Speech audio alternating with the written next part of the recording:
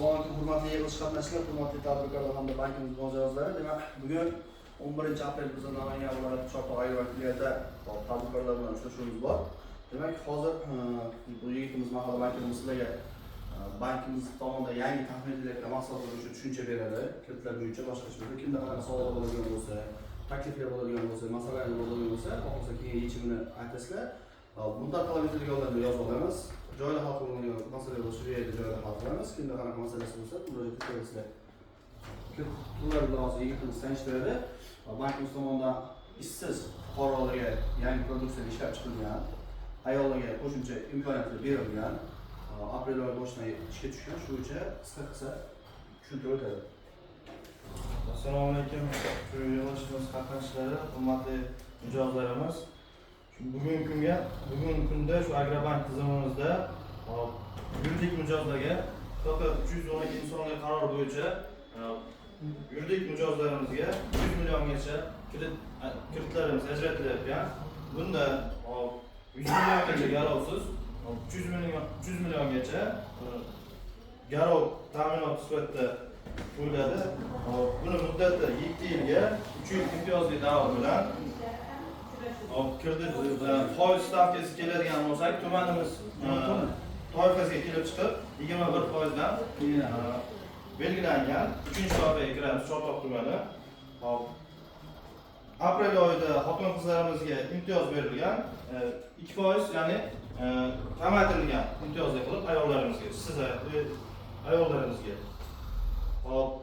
Ta'minot 100 milliongacha garovsiz, 300 milliongacha likvid mulki shartlari so'nggi 12 oy davomida aylanma mablag'iga oborot qilgan bo'lishi kerak.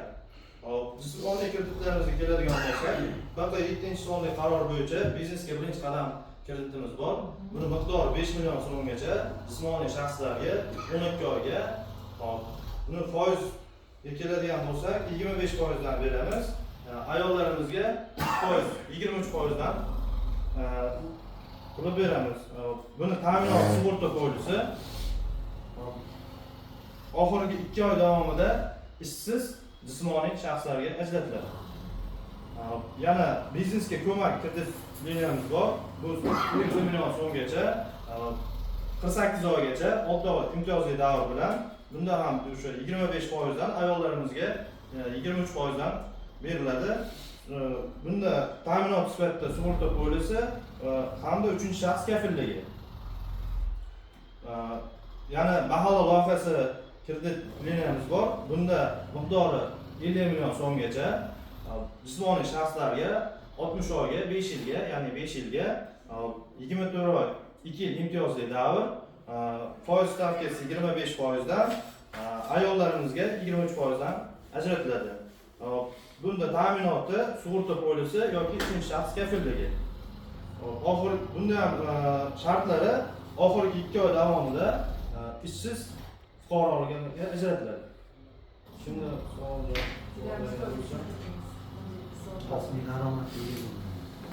Operativda nima savollarimiz bor? Mana quyida asosiy urg'u mana 312 sonli qarorda rayon toifasini o'ziga mana kredit stavkamiz. Endi agar yaqinlarimiz yoki MCJ rahbarlarimiz ayol kishi bo'ladigan bo'lsa, 2% imtiyozli davrni 19% dan kirib qo'yilyapti. Hozirgi kunda eng minimal foizli kirib tush hisoblanadi. Chunki Markaziy bank qahramonlashish tartibi 18%. Kimda qanaqa nimalar bo'lsa, olishi mumkin imkoniyati bor. Yana bitta 312 sonli qarorga ilova qilyaptiki, qarorda faqat yozib qo'yilganda 1 yil davomida faoliyat yuritayotgan mijozlar bo'lsa, endi agar siz 2018-yildan oldin har bir oylik tadbirkor bor, dastur doirasida chorvachilik, qo'ychilikka kirib olib, vaqtida yo'q payishini qilgan bo'lsangiz, salohiyatli mijozlar ro'yxatiga kiritilgan bo'lsangiz, yangi tadbirkorlik ochsangiz ham shu qaror bo'yicha kiritib olish imkoniyati yaratiladi. Aytaylik, siz 2018-2023 yilda davomida kiritib oldingiz, vaqtida yo'qdingiz, karton tarixlaringiz yaxshi bo'lsa, yangi tadbirkorlikni ochib yangi yo'lga qo'yaman desangiz ham 312 sonli qaror bo'yicha beramiz. Unda sizdan 1 yil davomidagi oborotingiz boshqa so'ramadi. Ishonch bildirilyapti. Mana faoliyatim 2021-avgustgacha edi. Yakunlanganda yana tarafdor bo'lgan. Shu mumkinmi? Yaqinda to'liq tugatganmisiz yoki vaqtinchalik to'xtatganmisiz? Vaqtinchalik to'xtatgan. Vaqtinchalik to'xtatgan bo'lsangiz, qayta ishga tushiradigan bo'lsangiz, bemalol olasiz. Endi shu sohada bo'lish kerakmi, boshqa sohada Yo'q. yashashim ham mumkin. Teoriya xohlagan soha qilaverasiz. Faqat mana YTTda yozib qo'ygan ichiga tadbirkorlik yo'nalishini. Uy bog'cha bo'lsa, maktabgacha ta'lim, non pishirish bo'lsa, non katar, chorvachilik bo'lsa, qaysi yo'nalishda tadbirkorlik qilaman desangiz, marhamat guvohnomangizga qo'shimcha qilsa bo'ladi. 3 tagacha mumkin. Bitta tadbirkor 3 tagacha bo'laveradi. Ham bog'cha, ham novochilik, ham savdo bilan shug'ullansa bo'laveradi. Guvohnomani qo'shasiz, biznes rejangizni berasiz. Hujjatingiz bitadi tadbirkorlik. Balanslar, boshqa degan narsa bo'lmaydi.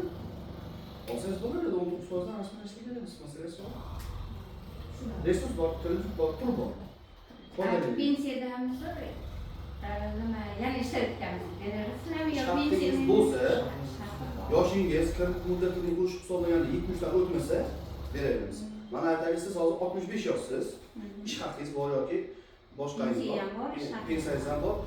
Chunki kredit siyosatini yozib qo'yganda yosh chegaramiz 70, kreditni muddatini qo'shganimizda hozir 63 yoshsiz, 7 yil man sizga kredit bersam 70 ga bo'lsangiz ajratsa bo'ladi. Siz 68 yoshsiz, siz mana 7 yil kredit so'raydigan bo'lsangiz, yosh chegarangiz o'tib ketadi, beraman.